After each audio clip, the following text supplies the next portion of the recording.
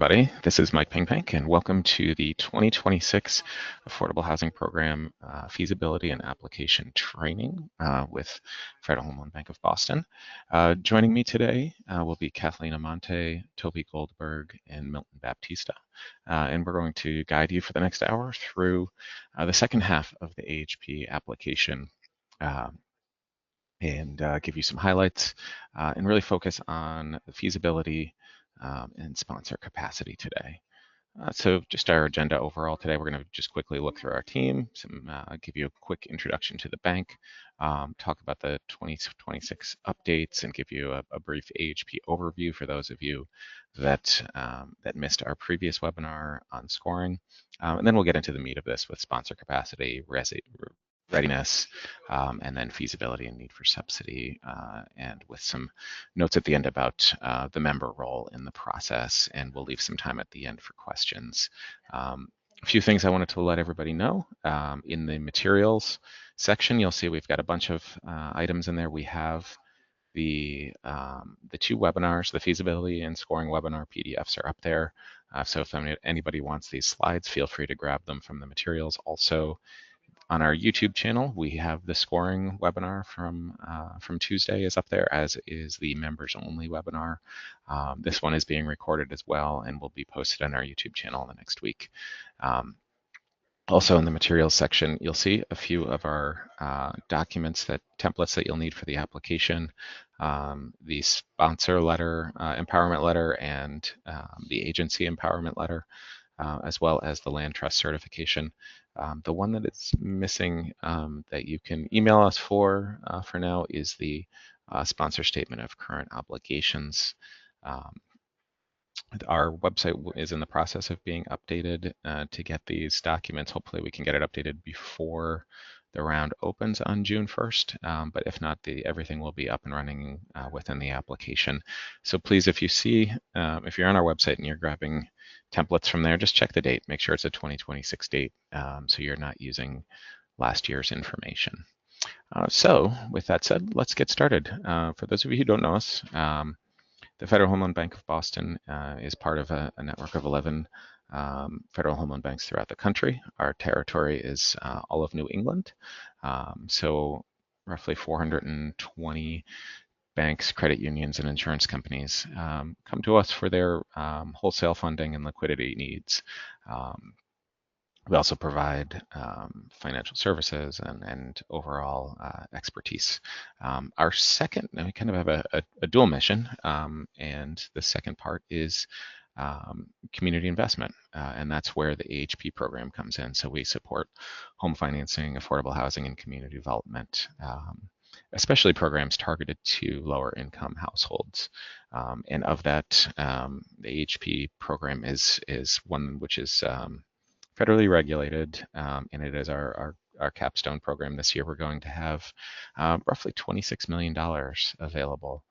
So it's a very good size pool.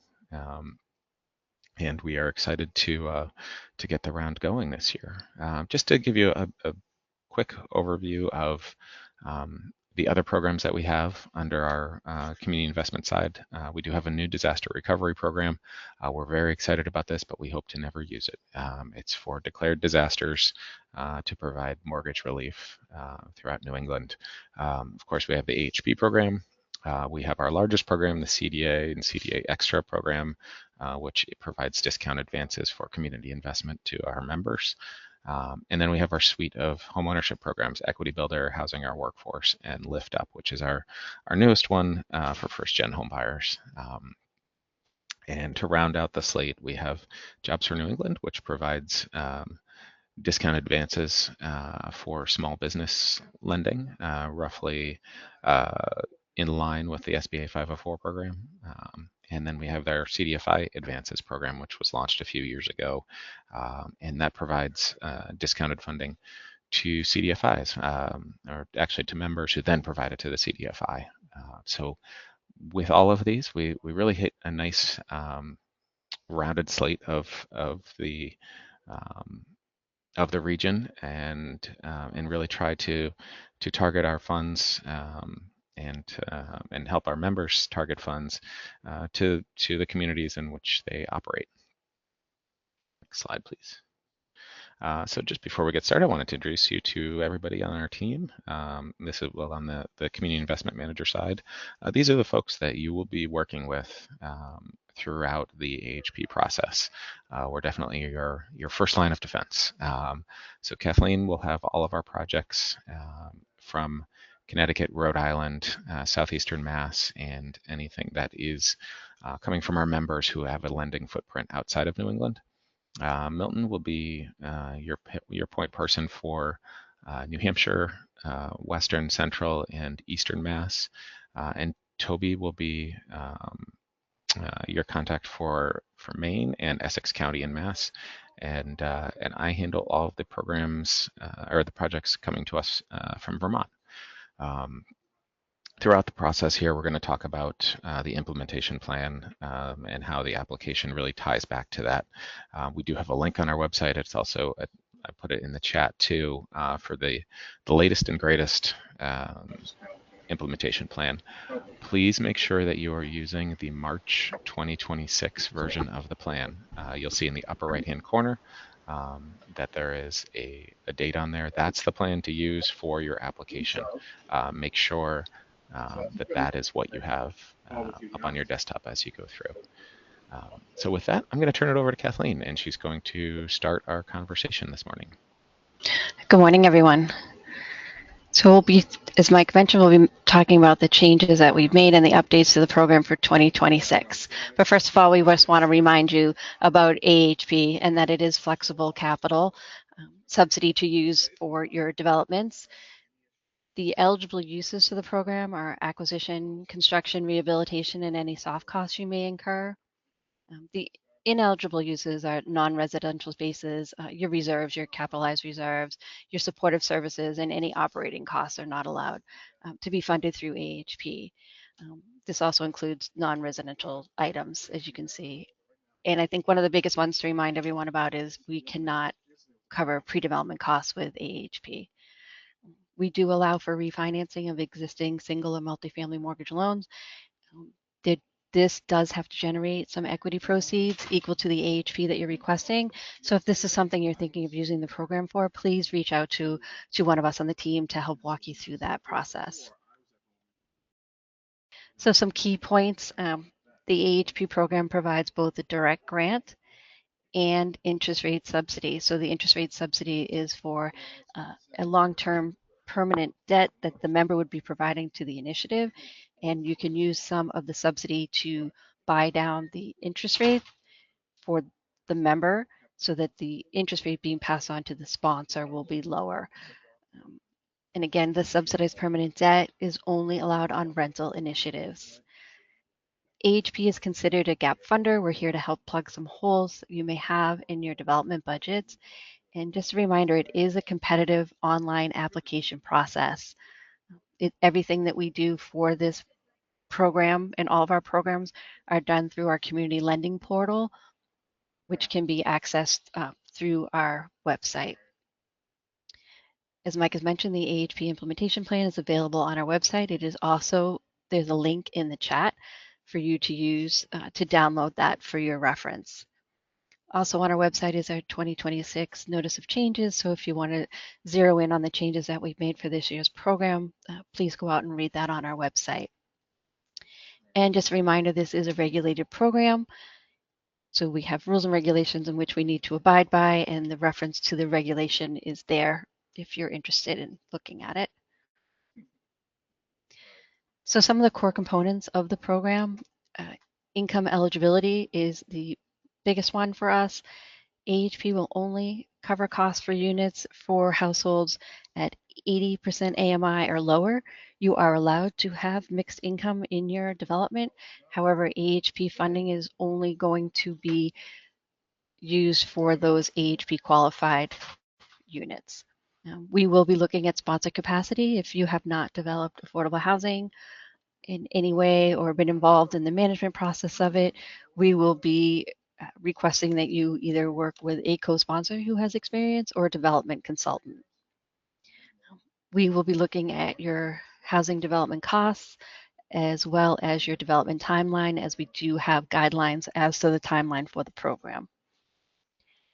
As Mike discussed, we've also done a webinar on AHP scoring, which you can look at out on our YouTube channel, and the slide deck is posted on this meeting this morning if you want to download the slide deck from that training. And the scoring is obviously the biggest component of the application. You need to score well in order to be able to be funded. And again, it is a highly competitive round. And we also will be looking at your need for subsidy. Does the project need this subsidy in order to move forward? So that will be another item for us to consider as we're reviewing your applications. And today, the main subject is going to be the feasibility review section of the application. I believe Michael's already mentioned that we have $26 million allocated to date for this funding period this year. The total subsidy per application is $1 million this year, and we've increased the subsidy per unit on our home ownerships to $100,000 per unit. This is also a good time to remind you that if you're working with a larger member, please talk to them about how many applications they may be supporting, as any member can only be awarded 25% of the subsidy available. So that would mean roughly 6.5 million per member this round. So the important dates, this application will open on the morning of June 1st. Sponsors and developers have until 3 p.m. on July 16th to complete their application, sign, and submit it through the portal. This is a hard stop. The application is going to shut down at 3 p.m. on the 16th. So please do not work to that deadline. If you sign it over to your member on the 16th and they find an error in your application, you are not going to be able to go back and fix it. So I suggest working to an earlier deadline so you can sign it over to your member. If they find any discrepancies in the application, then you'll have an opportunity for them to sign it back to you to go in and make edits. But just to know that once that deadline hits, we won't be able to make any changes, and the member is also unable to make any changes in the application other than their member required sections. So after the 16th, we go into the member review period, which runs until July 30th at 3 p.m., also a hard stop. Please know that you can sign over to your members early and they can sign and submit them early as well. But we just allow our members that period of time to be able to enter underwriting and review the information that you've provided. Again, our trainings are available on our YouTube channel. This feasibility training will be up next week. And again, you can reach the application portal through the website when you click the green login button. Just an important reminder that we are all responsible for any fraud reporting. All members and sponsors are responsible for reporting any observations of fraud related to the AHP application or an initiative that has already been awarded. These obligations are outlined in our AHP agreement. Now, this fraud can be intentional or unintentional. We do request that you promptly notify the bank if you see anything that you feel could be fraudulent. And we may ask you for some additional information. So some examples we've come up with is changing some of the AHP documents and the wording in those documents. If there's an undisclosed conflict of interest, or if any information was falsified in the application or in the financial statements provided. This does continue on through the lifeline of the project here with us at the bank. So if there's any sale or foreclosure going on with the project through the retention period, which is 15 years for rental, 5 years for homeownership, the bank must be notified of these activities.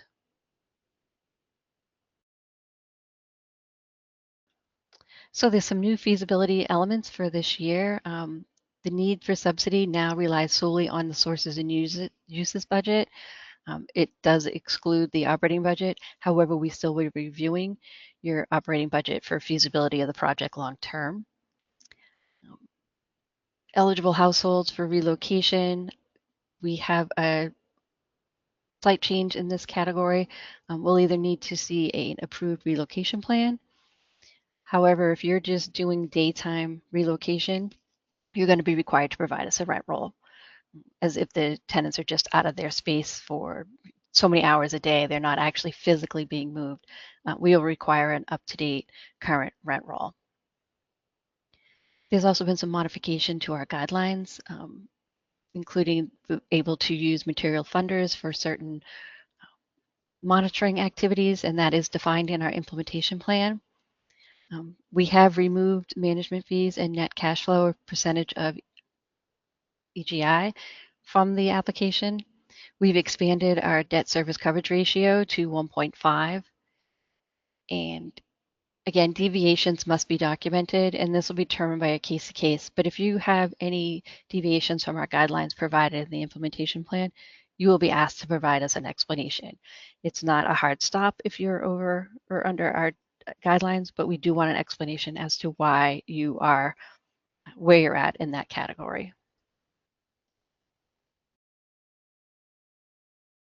So I am going to be handing the presentation over now for Toby Goldberg to jump into more of the details.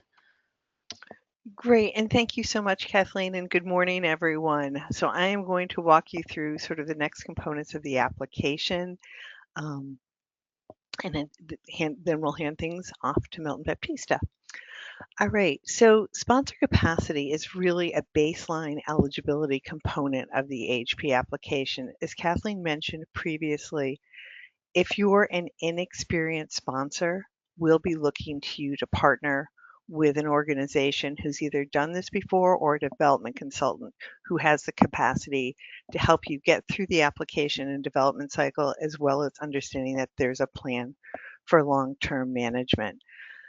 Before you can begin the AHP application, you actually have to complete and or update your sponsor registration.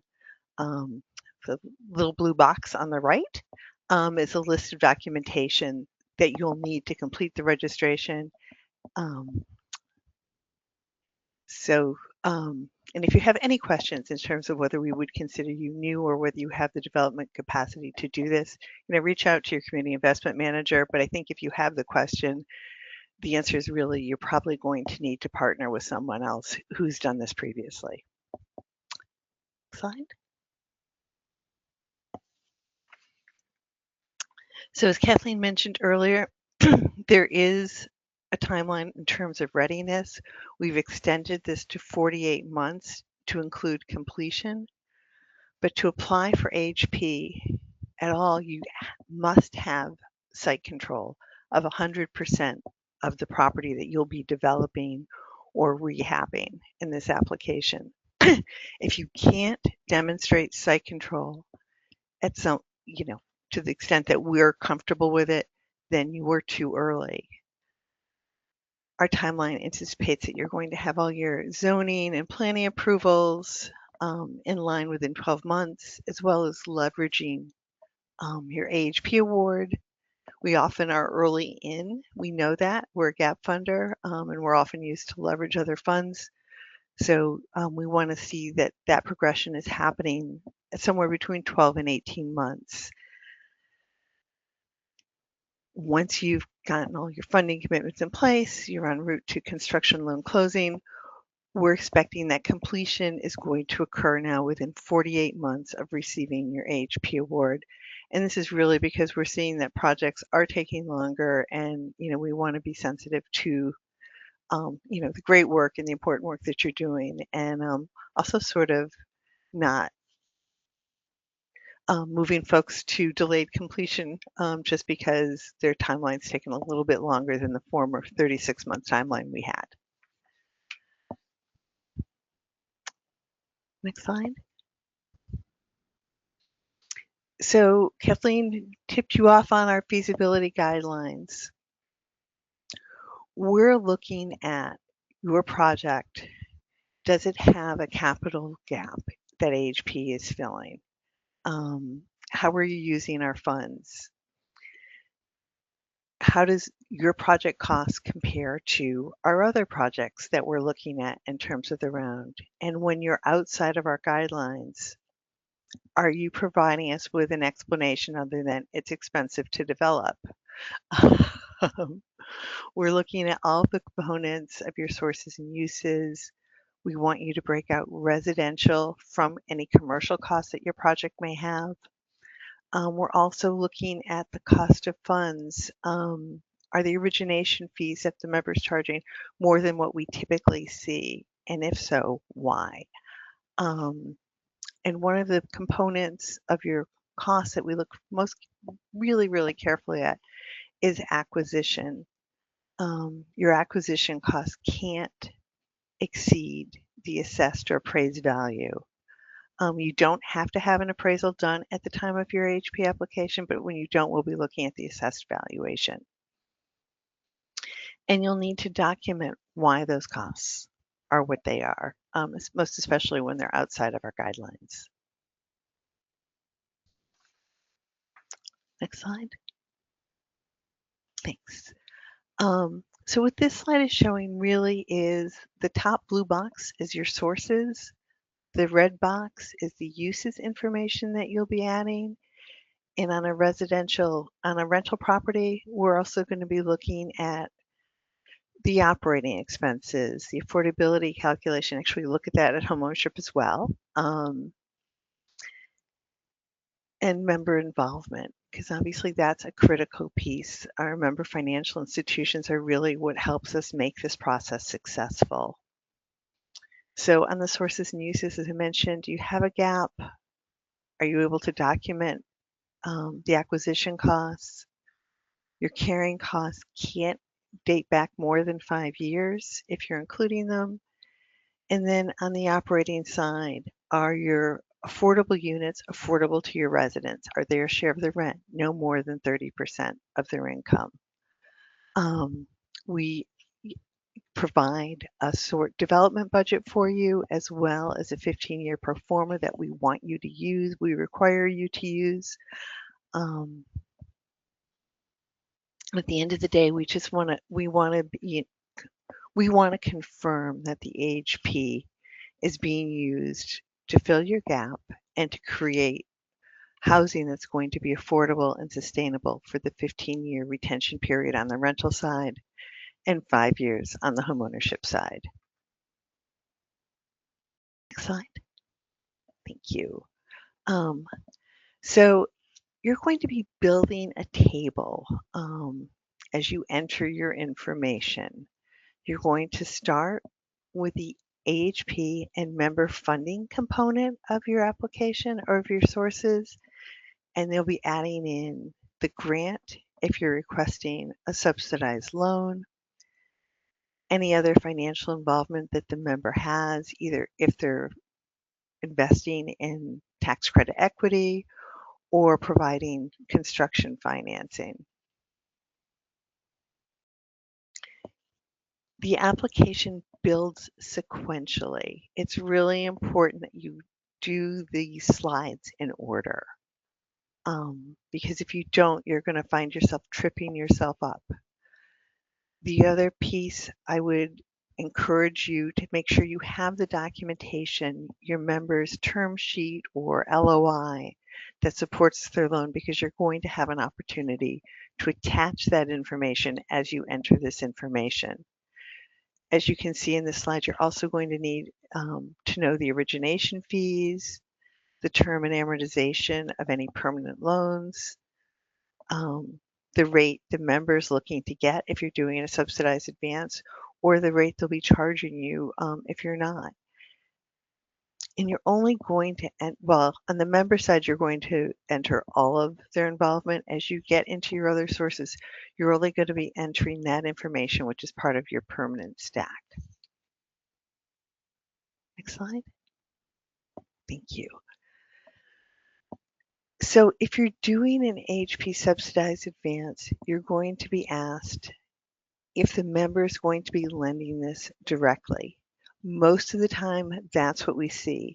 On occasion, we see our members using a subsidized advance to finance the bond purchase of 4% bonds with mass development.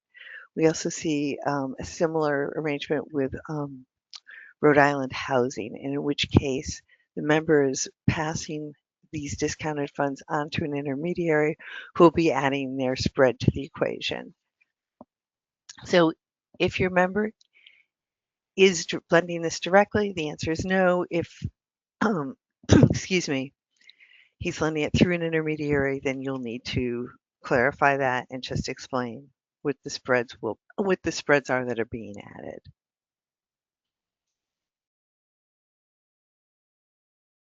So this slide is really helping you see the information you're going to need as you build your sources table.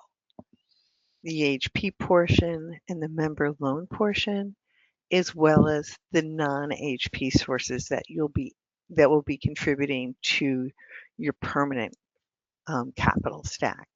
You know, whether you CDBG or home funds or other perhaps HP sources from another FHLB. You'll need to enter information, all of the little blanks, the amounts, the type of funding, whether it's grant or amortizing debt or interest-only debt, and when you anticipate it's going to be committed, as well as if it's deferred, when you anticipate payments will begin. And you keep adding those sources until all of them are in. And similarly, you'll be asked to enter the information for your uses. And I would strongly encourage you to have done these budgets in advance, to use our template, and to make sure that there are no rounding errors. Because if your sources and uses are even $1 off, it's going to cause a validation issue. So when you're done your sources, you're going to enter your uses. Very similarly to your sources, you're going to break out any commercial components. And on acquisition, we're looking for an explanation as to how did you arrive at the acquisition cost and what's included. There are some character limits, so you will need to be kind of succinct. Next slide. So as I mentioned earlier, we do look carefully at acquisition costs.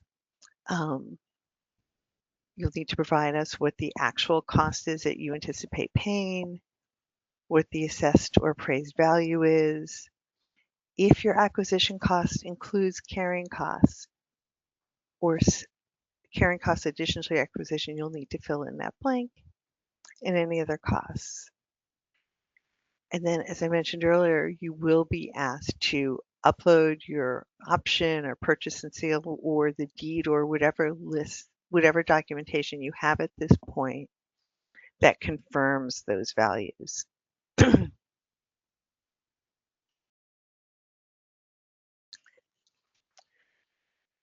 So one of the questions our regulators have asked us and have taken a careful look at is this project part of a multi-phase initiative or is this a standalone project?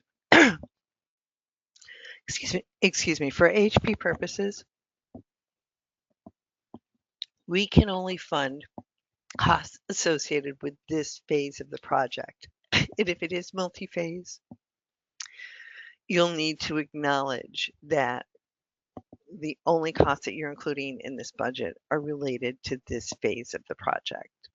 We know it can get a little messy and that budgets can be moving all the time. When you're doing your AHP application, you'll need to pick a point in time. And that's why I say to you, do your development budget and your operating pro forma in advance of starting your application. Pick that point in time. That's the story you're going to tell us, and that's the budget you're going to stick to.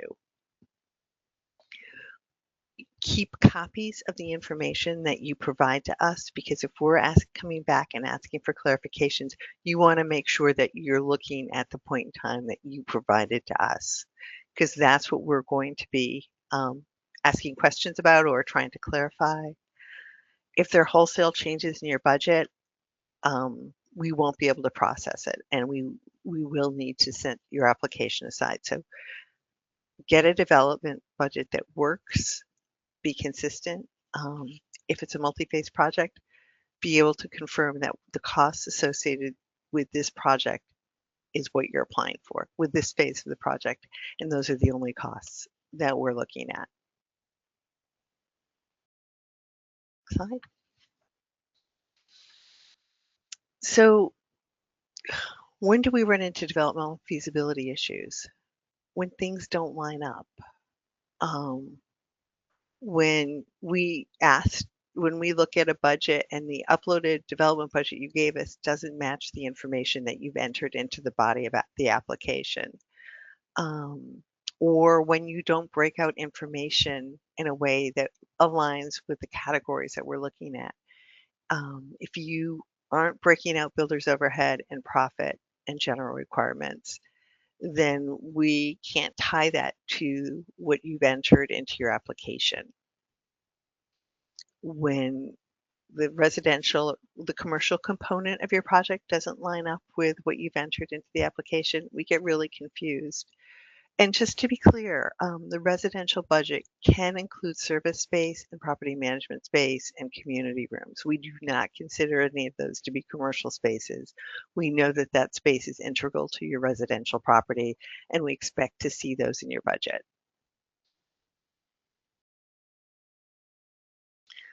When we hit a snag or we hit inconsistencies, we usually reach out to folks, but keep in mind, we're all reviewing multiple applications. So we're going to ask a question once. If you don't understand what we're asking, reach out to us so that we can make sure that you're giving us the right information. But we can't engage in back and forth conversations. Our timeline just doesn't allow for it. So really make sure that you're giving us clean information, that you're responding to the point in time that you submitted your application, and that the documentation that you're providing to us is consistent not only with our application, but with your other funders.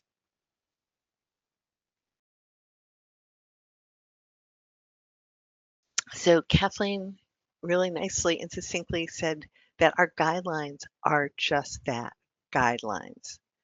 But when your project deviates from our guidelines, we need an explanation.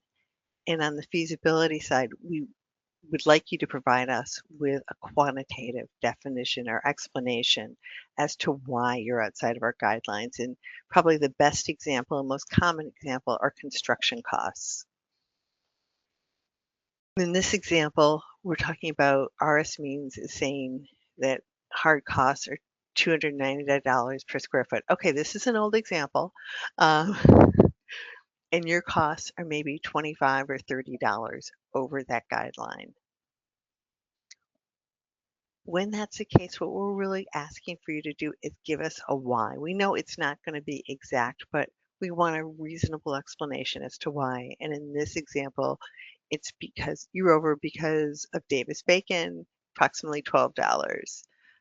The project is historic preservation, so a component of that, those costs. And then, you happen to be building on a ledge site.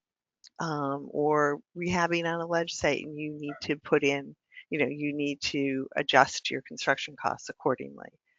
So that's really what the type of quantifiable explanation that we're looking for.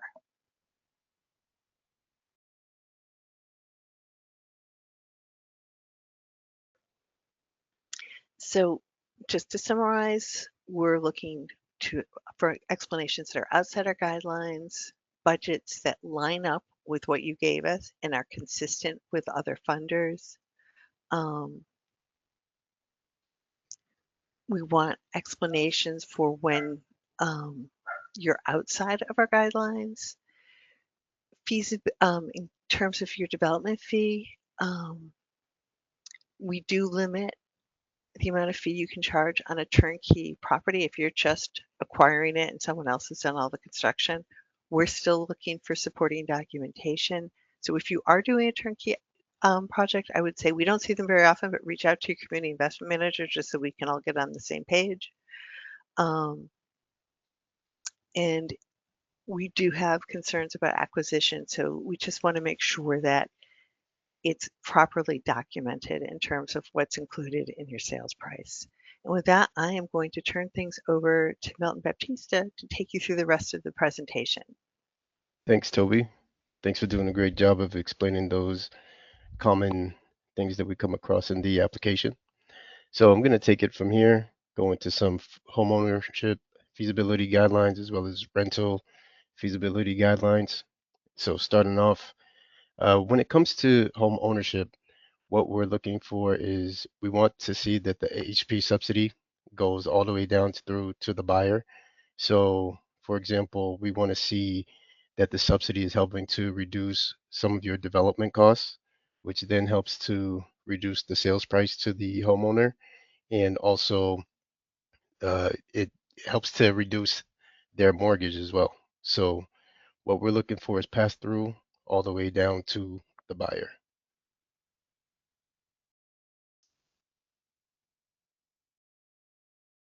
Next slide, please.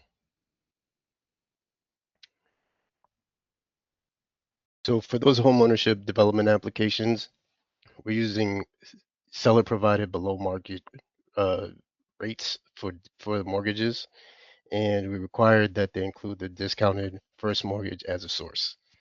So, for example, what we want to see is we want to see development, we want to see the development cost is reduced, then the sales price is reduced, and then mortgage price once again. And so we want to see the total expected first mortgage debt on all of the homes if you have more than one home in your application. And what'll happen is the screen will calculate the amount of HP direct subsidy funding that you can apply for. Next slide, please. So here's an example of a project that has two homes. And we see that the development costs are coming in at 350,000 on the construction and development. And then we see the HP subsidy coming in at about 60,000, which then reduces the sales price down to 105,000. Well, 100,500, sorry. And basically what we're looking for is we're looking for you to use HP for construction in order to reduce that sales price once again, or you can use HP as a type of down payment. So either way, the end result is for us to see a reduced price or reduced mortgage amount to ensure that the home is going to be affordable for the home buyer. Next slide, please. So when it comes to the affordability calculation screen for rental applications, switching gears here, it allows you to enter the rents by the bedroom size as well as the income group that you're targeting. So you can enter anything from as low as 30% AMI up to 80% AMI in market rate units. So the text on the side over here, where we're asking you to edit the rents and where you split units to break out the units of the same income, that pretty much explains what's going on here. Next slide, please. So one of the things that we updated for the 2026 rental application is we made separate screens for social services and for the operating pro forma template. So what we what we see sometimes is we see folks include the social services into their operating budget, and what we have done is we've separated those two so that they don't feed into each other. So the reason for this is because HP cannot fund any social services, and so we made it so it does not feed into the housing operating budget.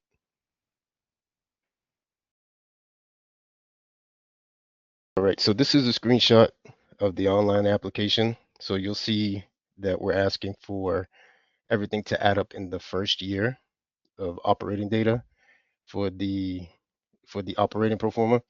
And so we'll ask you to provide a separate commercial only operating pro forma if you have a mixed use project. So all the fields here are are here to have a they're here to show the gross rent, and if the gross rents are not calculated correctly based on the total rents in the affordability calculation screen from before, then you'll have a debt service override field. And so pretty much what we're looking for is we're looking for all of these things to match up. And what we're going to do next is go into a little bit more deeper detail on the HP Proforma template on the next screen. So what we're looking for here, oh, there we go.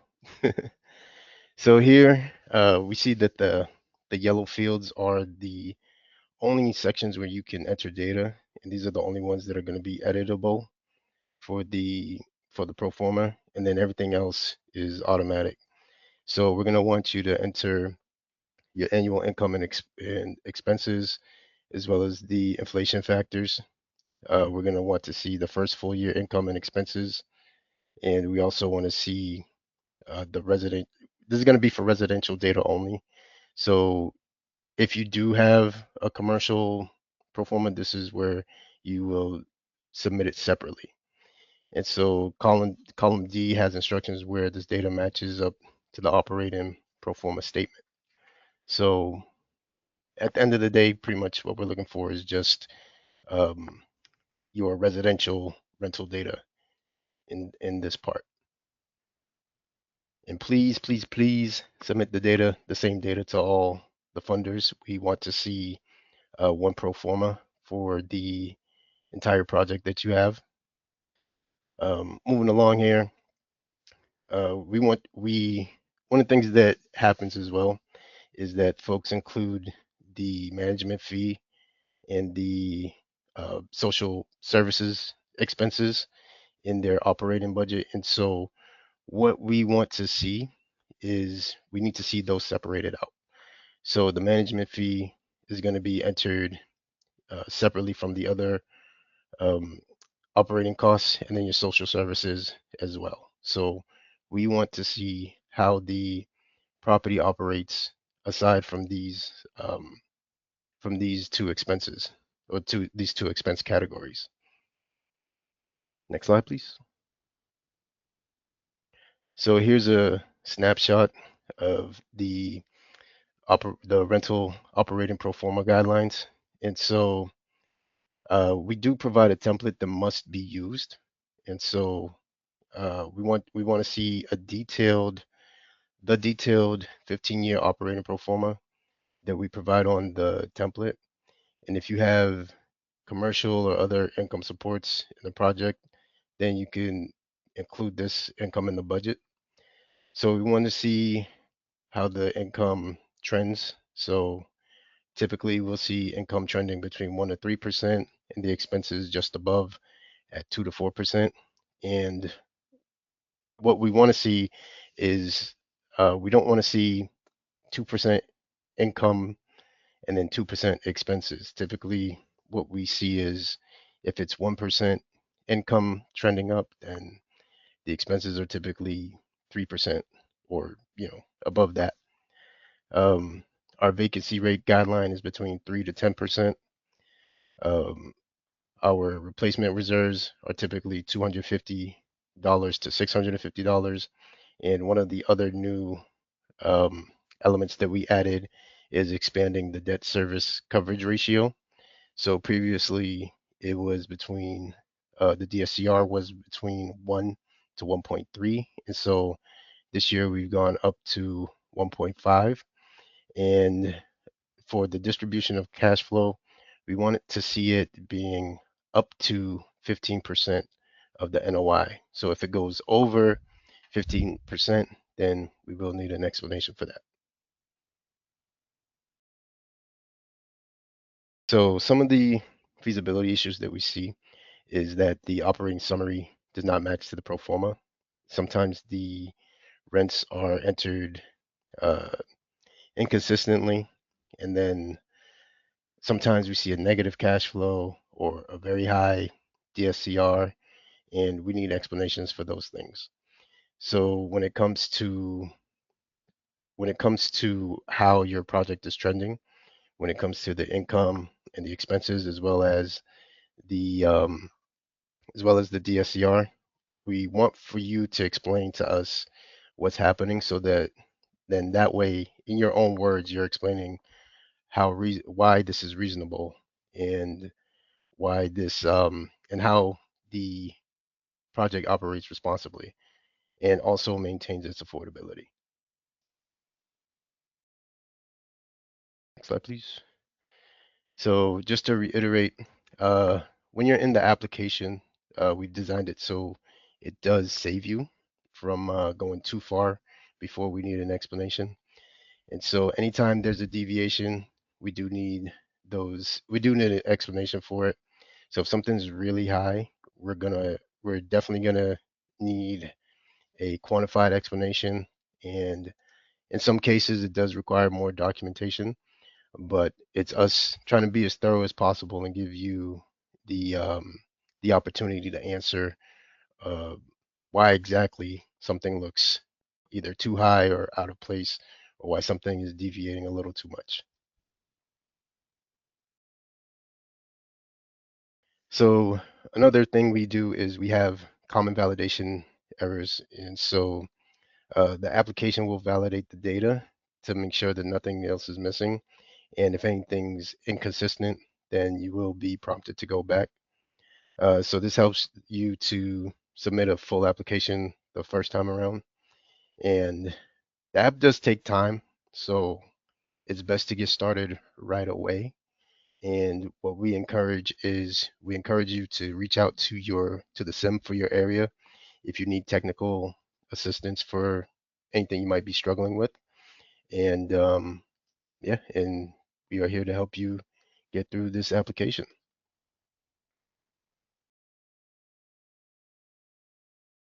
Now, onto the member portion. The member has their review period from July 16th to July 30th. And the good part about this is that if you do your application as a sponsor, if you finish your application before July 16th, then your member is able to look at the application and send it back to you before the deadline of 3 p.m. on July 16th. And then you can make changes, you can make their recommended edits, and then send it back to them. And what happens is that from 3 p.m. on July 16th through July 30th, the members have to complete their member funding and their analysis for how they're helping the project. Um, so one of the things that we do is we ask for the member to explain also any deviation in their rates and their origination fees. And typically we see a fee of 1% when it comes to the origination. And so if there's anything that is higher than that, or if anything else exceeds um, FHLB Boston's interest rate benchmarks, then it's something for them to explain to us why that's happening. So wrapping it up here, here are some key reminders. So the sources and uses must match to your development budget.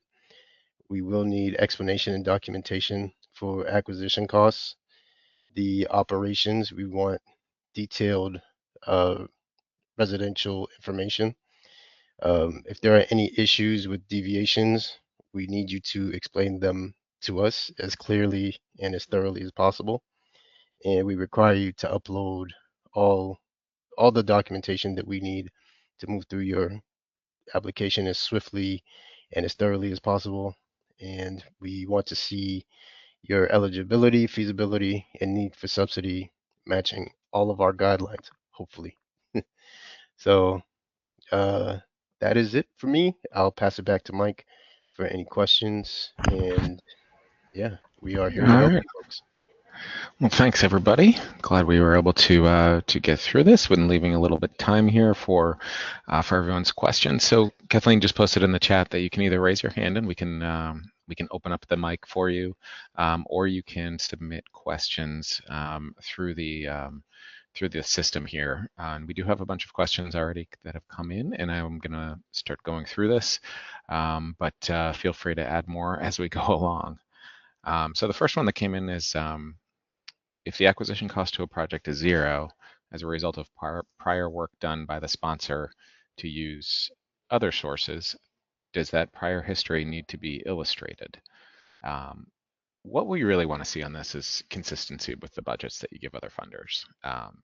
If the acquisition and older work was truly a separate project from what you're proposing to us, um, we don't need to see the acquisition cost in the budget. If you've already acquired the site, it's yours.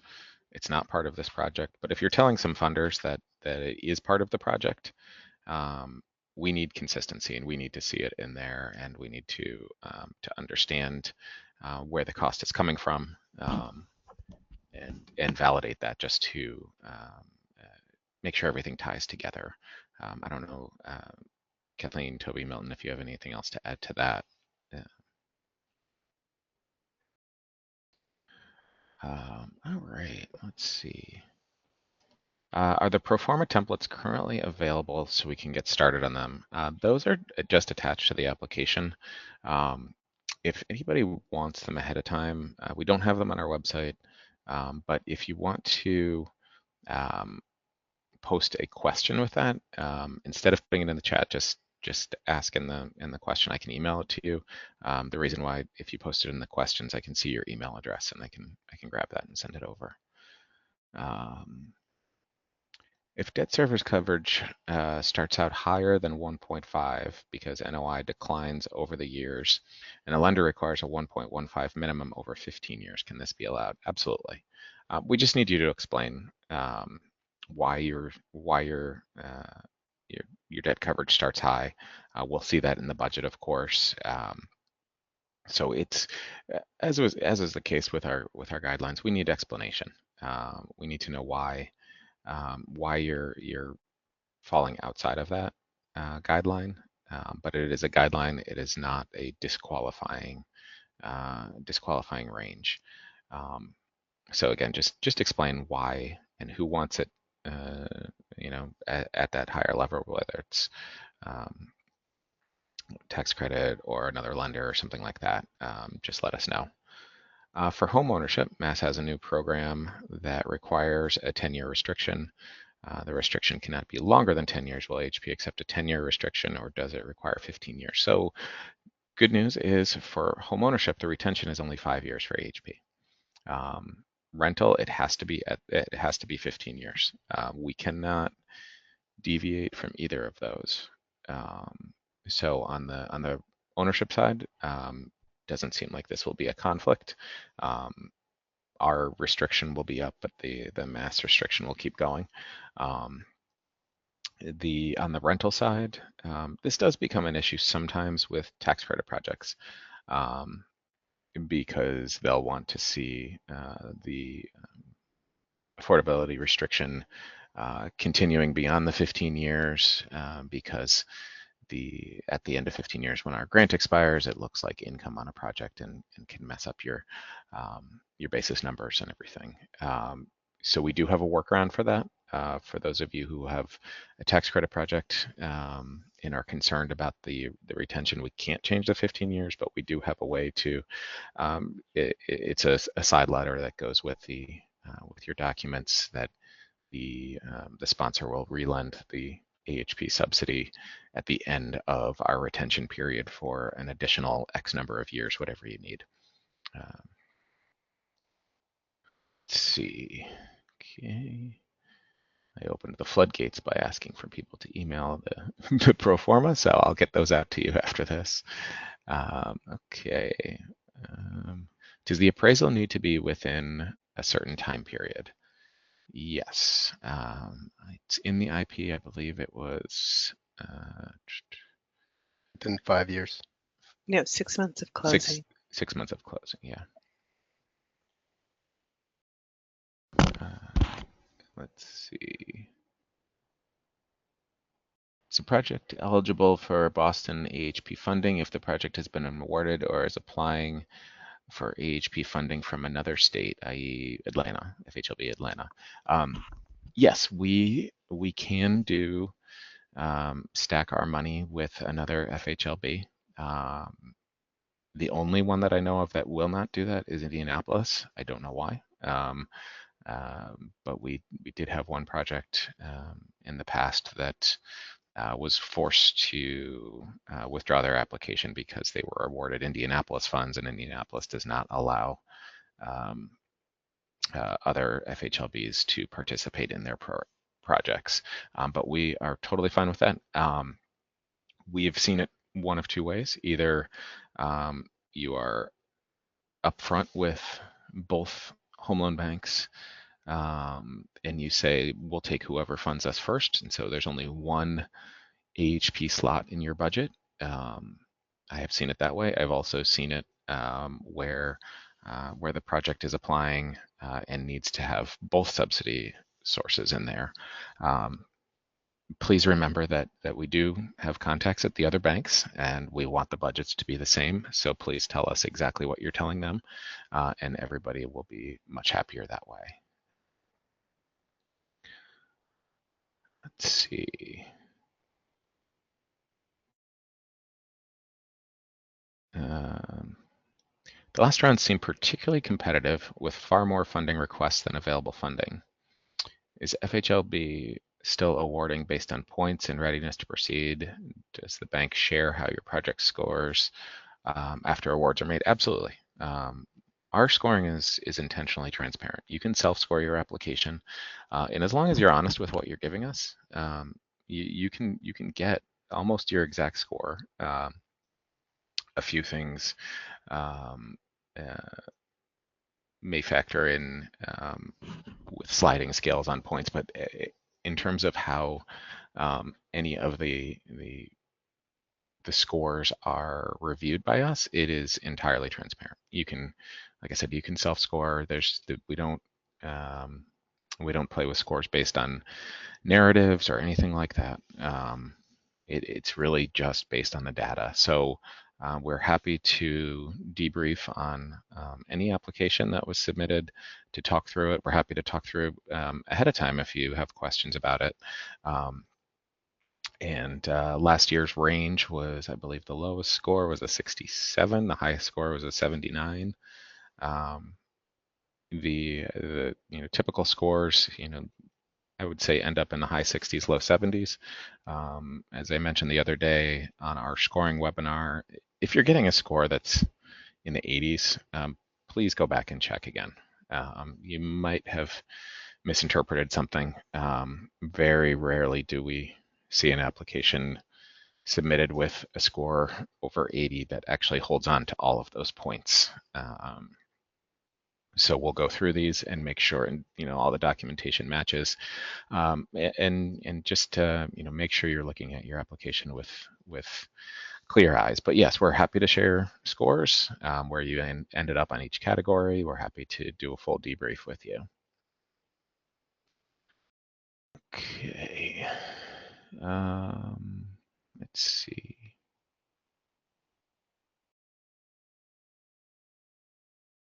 Pro formas. Okay. Okay, in the rental subsidy of 5,000 to 65,000 based on is the rental subsidy based on newly produced units or the total number of units in the project if we are seeking to refi.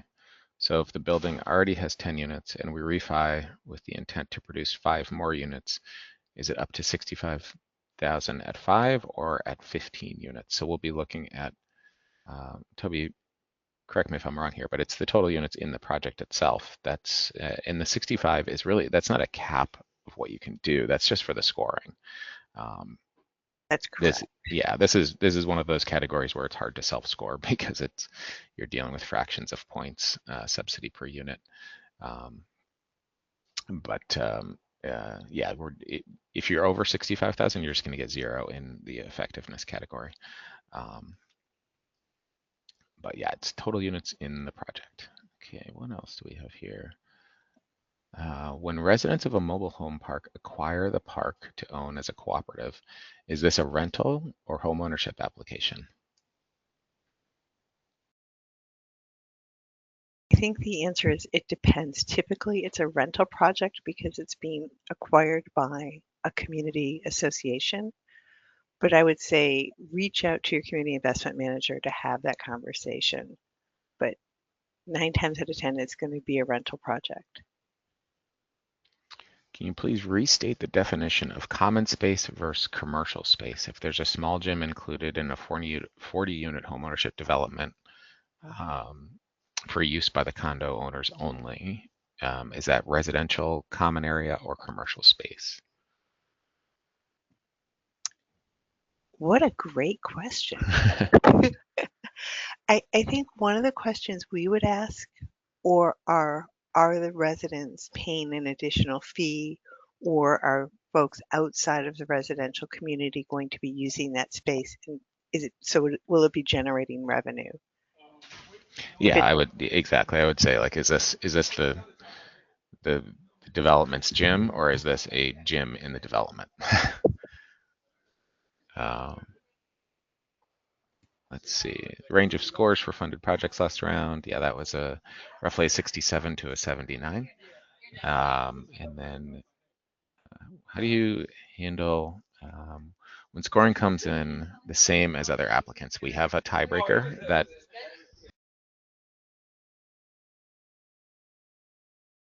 sorry for the noise there. We have a tiebreaker that's in our implementation plan, and there's 3 or 4 steps that we go through to break ties. Okay. Minimum score threshold that tells us if our project is a good fit. That's a hard question, and I don't have a direct answer for you. I'm sorry. A couple of years ago, the lowest score was a 47. We've had years where the lowest score that's funded is a 69. If you want to give us a call, we can kind of talk through. There are certain categories that that are every year are going to be kind of make or break categories that are hard to come back from. If you're not getting 16 to 20 points on targeting, you have a hole to make up from there, because the vast majority of projects are going to max out on that 20 points of targeting, or at least get 18. If you're not getting at least 4 points from member financial, that's going to be hard to come out to dig your way out of. If you're not getting rural points, that's fine. The application is designed to balance between urban and rural. So there's other categories that a rural project may not be able to do. It's all a balancing act, but if you're concerned about where your self score is landing, give us a call and we can kind of look at some of those. I wouldn't call them deal breaker categories, but the categories where folks generally are getting the majority of points, and that'll give you an idea as to how competitive you may be based on history. But total points, it's hard to tell. Because of our scoring, we changed the application scoring a little bit more this year, so I'm not really sure where folks are going to end up with a total score. Let's see. Mike, it looks like we got a little bit more clarification on that gym question. Oh, yeah. They're saying no fee, no one else, there'll be no revenue. So based on that information that we have, that would be considered part of common space for the residential side of the development. The key is going to be if you're going to gain any revenue from it, or anyone else is able to access that area, it's not considered a common space for the residential side of the development. And then they'll ask. Oh, sorry. Go ahead. We do have a hand up. Okay. I am going to ask Catherine to unmute so she can ask her question.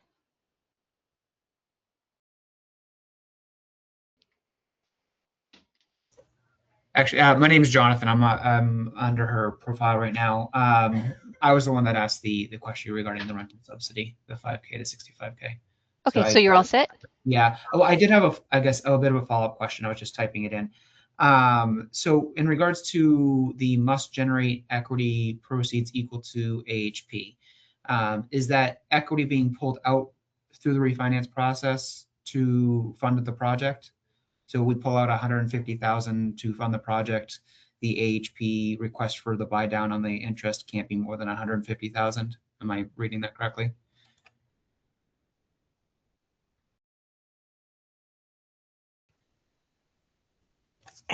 I think so. I think we need to look at the budget with you just to make sure that we're all looking at it in the same way. It's sort of hard to take it out of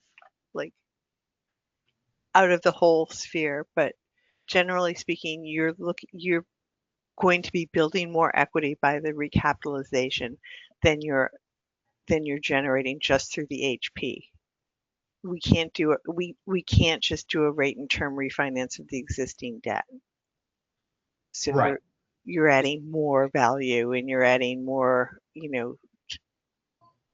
to the Okay, project. so it's actually based on post-project completion and the equity in the building after the fact, not the refinance cash out portion, not what we're pulling out of equity to fund the project.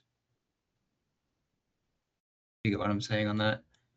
I think so, yes. I mean, I think if we could look at the budget with you, one of us could look at it with you, we could say definitively, but yes, I think you're in the right place. Okay.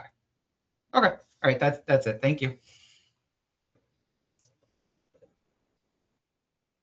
And that actually, brings up a good point too. As we're going through, we're always happy to give everybody, as much technical assistance as possible.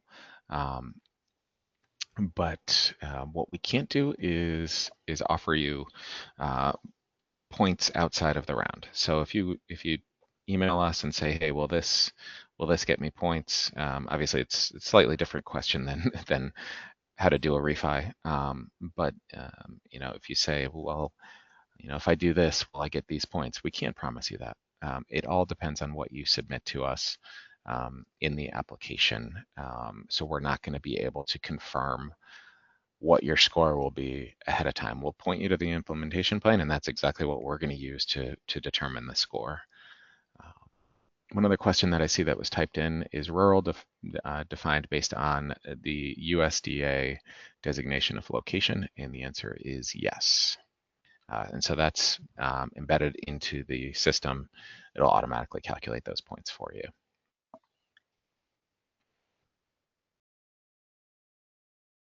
Okay. Let's see, just a bunch of template requests that I will send out to everybody this afternoon. Yeah, I'm not seeing any more questions, Mike. Okay. Well, I know we went a little bit over, everybody. Thank you for sticking around. We absolutely appreciate it. The round opens up on June 1st. So I hope you're starting your conversations or well into your conversations with your members.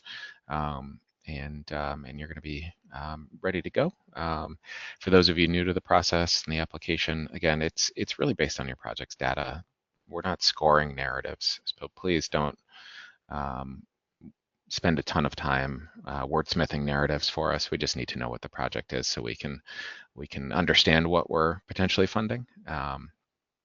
But there are no strings getting pulled behind the curtain or anything like that in terms of narrative scoring or geographic location or who's submitting it or anything like that. It is all very transparent, and that's done intentionally. We want to be a gap funder.